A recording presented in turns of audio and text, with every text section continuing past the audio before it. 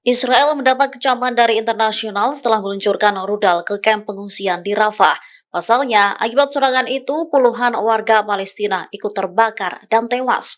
Namun, tentara Israel menyalahkan dan menuduh Hamas sebagai penyebab terjadinya ledakan dan kebakaran. Pada Selasa 28 Mei 2024, IDF menduga gudang senjata yang tersembunyi mungkin menjadi penyebab sebenarnya dari kebakaran mematikan di Rafah.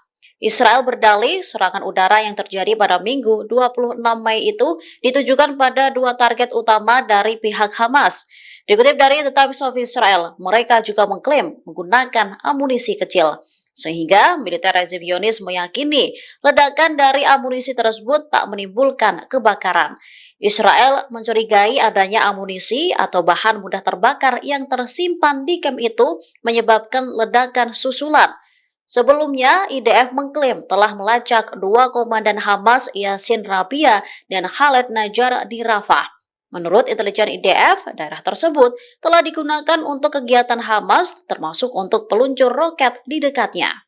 Download Tribun X sekarang, menghadirkan lokal menjadi Indonesia.